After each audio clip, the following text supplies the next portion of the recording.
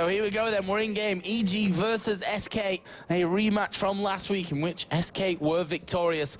We'll see if EG on the blue side here are able to get revenge for that one, and they are going aggressive here right from the start, headed up in towards that red buff area as we see the ward come down there for Taric just to grant them that vision. Will EG stick around, or is it going to be a case of warding and then leave again? The thing is, they already kind of create a little bit of advantage. They actually do put a pink ward down, so they really want to control this upper jungle. They really want to deny Hercubot the possibility from getting that early red buff, and instead they decide to back away. So a little bit of a interesting move on their part, though. They are kind of sticking around. They might go in through that top side.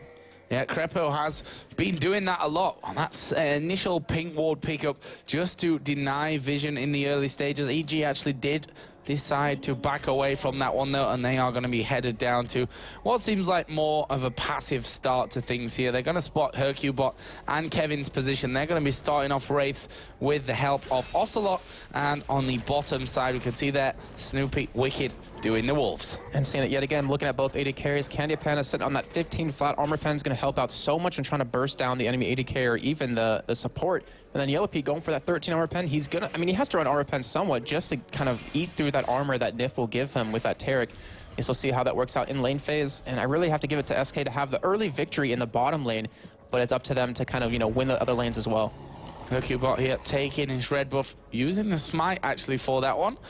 And Snoopy doing the same over by his blue. They're going to be crossing the jungles and heading to their second big buff to pick up there as well. So let's go through the lanes here. Top lane, Jason, Renekton versus Irelia. What are your thoughts on it? Well, and the thing is, Irelia doesn't beat Renekton too easily in lane. Renekton's one of those early game champions, can completely shut him down, even though, you know, that stun doesn't last too long against him. See right there how much damage it really does, especially if Kevin isn't level 2.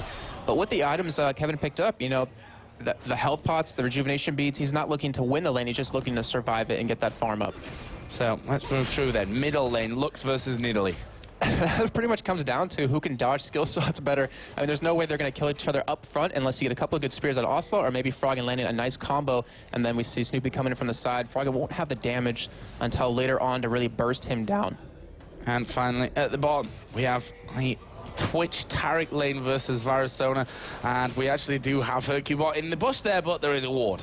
Yeah, I'll have to give this lane actually over to SK because of that early damage that SK can do with the Exponent on Twitch. He's so strong early on, especially with the stun. It's going to pretty much guarantee you can get that 6-stack or close to that 6-stack up. Hercubot, though, he's trying to babysit this bottom lane just a little bit, moving up towards that second bush, but obviously they do know he is there. Yeah, they're pinging in that one. Krepo actually down towards the bottom side. Hercubot shouldn't be able to do anything in there. Meanwhile, Snoopy coming through the bushes in this top lane as well. He's going to try and get in on towards Kevin. He's level 3 Snoopy, still with those double buffs rolling. We'll see if he's able to pin down Kevin, who you can see is playing very passive from this one. There's no way that he wants to get caught out. Yeah, the thing is, he has an Equilibrium Strike now, so if they do dive him with a turret, as long as his health is under his opponent, he can stun them there.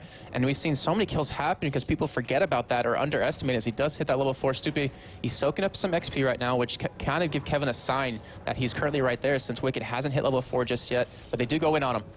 Yep, we are going to see him coming. Twisted Advance coming down. Flash from Kevin goes down, and he's down to half HP. Actually, he's going to dive in towards Snoopy. Ignite is running. It's not going to be enough to finish Maokai off. Well, Kevin not done just yet. Hercubot coming around the side as well, but he's going to go the Tribush way, and Snoopy might be in danger here. He's gone back up north. Hercubot just about getting away as he does throw the sapling in there, and Wicked is going to lay the stun down there onto Hercubot and say, nope, you're not coming in for this one. Well, Hercubot actually going decently low, as we see in the bottom lane as well. Nif and Candy Panda taking damage. Yeah, and EG doing a great job of actually winning this lane so far. They're up in CS at the moment. They have SK on the back foot with, you know, barely any help right now as Candy Panda. He went for the early damage with that Vamp Scepter. And Nif won't have really the heals to keep him alive as Krepo. I mean, he's sitting on 75% mana right now, has that Fairy Charm. He's even helping push the lane a little bit. So EG, I mean, they're pretty much proving my predictions wrong right there, and they're winning that lane. Yeah, doing a good job. 36 to 26 CS. Nice early 10 creep score lead for Yellow Pete there, as we are seeing early Expunge just wants to get that damage down, wants to try and force Yellow Pete somewhat away from that one. Top lane actually again exchanging a bit of damage as we see the E coming out from Candy Panda. Yellow Pete earlier on did put most of his points early into that E, but later on obviously going in more towards his Q. Let's see what he goes for this time around, as there are pings onto Krepo's position they know is there. As Maokai and Xin Zhao both going back in unison there, and are going to be doing their first round of, or second round of shopping actually. Boots being picked up along with that Madra Tracer for Xin Zhao, and the Philo Stone, obviously the Hunter's Machete from earlier already from Maokai, plus a couple of wards and pots. And the big story so far actually is Ocelot. He has a huge deficit in that middle lane. He was down over 10 CS previously, as we did see Froggen go back, pick up a tier, but he has that Chalice. He needs to catch up here. He can't really afford to get too far behind, as Wicked just going through those minion waves over and over with that slice and dice. And so far, I mean, SK is not looking so strong. They're down by 800 gold, or sorry, 600 gold at this point, and it's only 6.5 minutes in. That really is a large deficit. We'll see how much that comes back to bite them later on, as Ocelot putting wards down, and perfectly timed as well, as Snoopy comes around that corner. Ocelot going to get the early warning from that one. He is now up to, not quite level 6 there. That's my eyes deceiving me. And he won't be too far away from that, only 1 or 2 more minion kills, and he will hit level 6, which obviously then gives him a lot more mobility and survivability as well when he gets ganked. Yeah, very true. I mean, Nidalee is probably one of the sleepers champions besides Singe to really, lock down. And gives him that ability to really burst Froggen down if he does land 1 or 2 nice spears. Also, as you saw right there, to dodge Lux's E, so he minimizes as much damage he's going to take. He actually went inside it there to finish off the CS and then came out before he exploded. But again, YellowPete and Candy Panda down in this bottom lane. That CS lead is maintained. It actually has grown slightly at 51 to 39. Ocelot did start to work his way down there with Hercubot, but they pinged it earlier on. They'd spotted that they were coming around. Yep. And I mean, Ocelot is having a hard time trying to get. Snoopy actually going to be taking a lot of damage here, but he should be able to escape freely. The thing is, Ocelot, he's used to roaming around a little bit and creating a couple of opportunities at his other lanes. He's also used to just farming up his lane as much as possible and becoming really impactful towards the late game. But so far, he's been shut down on both fronts. And what do you think to this CS lead in the bottom lane? I mean, moving forward, if this lead is to stay like this, I mean, who's going to have the advantage later on in the game between Varus and Twitch? Well, I mean, I'll have to give it to YellowPete on Varus, because he'll have an extra item or 2 over Candy Panda. He'll have, great CC with his ultimate and the crescendo on top of that. If they stay in the lane that long, YellowPete should be able to lock Candy Panda down, because he lost that early advantage. He's taking a lot of damage right there. Oh, and they're actually going to flash in here. Candy Panda will manage to flash himself away as well, and Krepo thinking he could maybe get in there to get that kill sorted for them.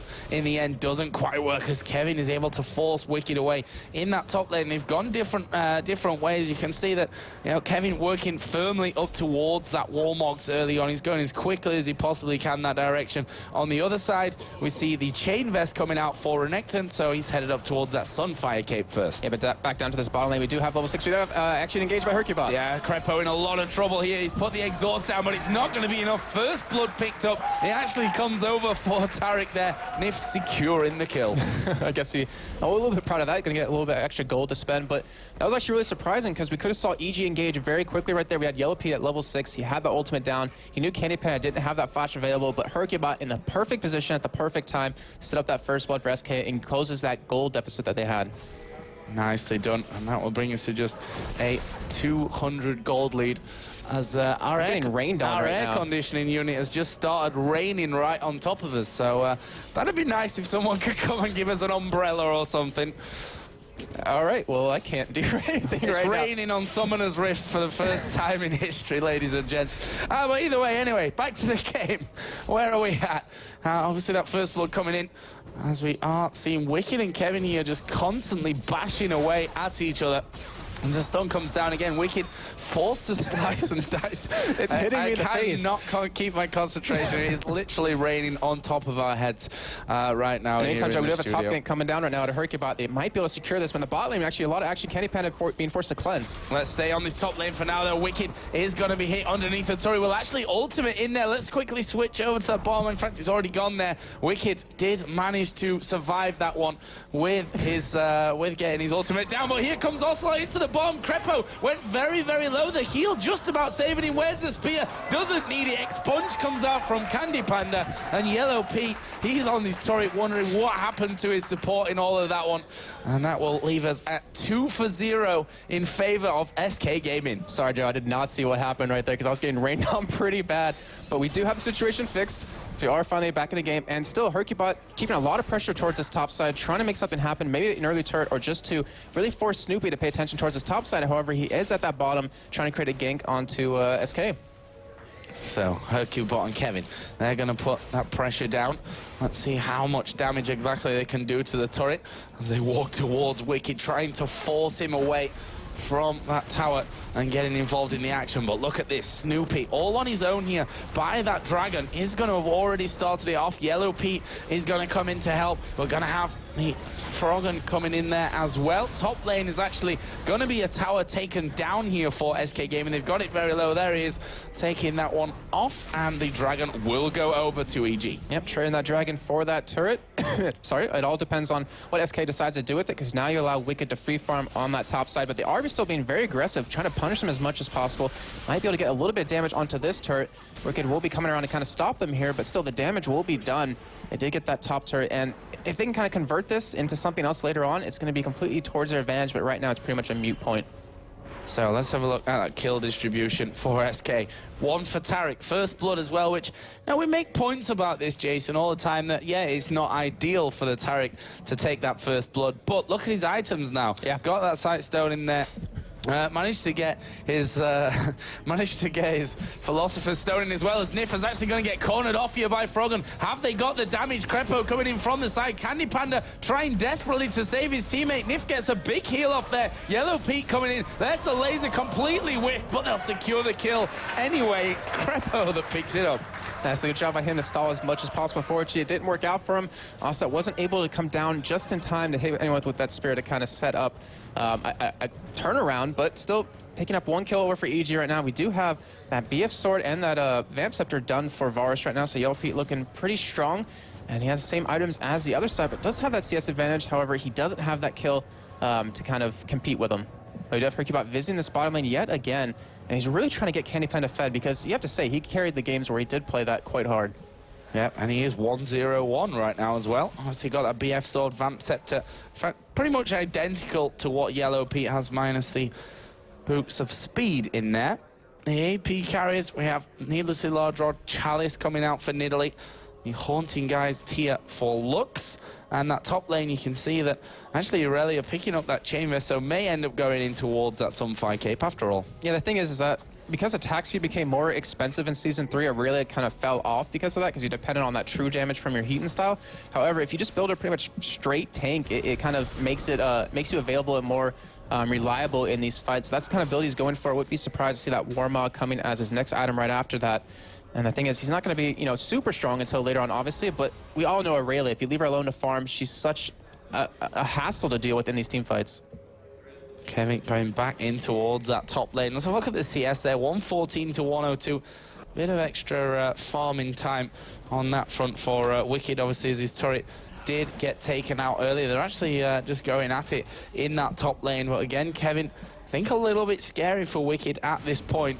That giant spell advantage that he has over him, causing him a couple of issues. Bottom lane again, 113 to 96 CS. So Yellow Pete, despite that the death of Krepo earlier on, is still managing to hold it up with his creep score. And the thing is, we've seen so many games so far in the season that were very low kills very early on, but it kind of came to that point where the game exploded. And I really think that's going to happen here. I mean, you see the tensions kind of building up. You see not much of a kill lead in anyone's favor. The goal lead's still very close. And when that happens, it's going to go completely in one team's favor. I mean, Froggen, he is keeping up in items right now. He is winning his lane in terms of CS, does have that assist to match up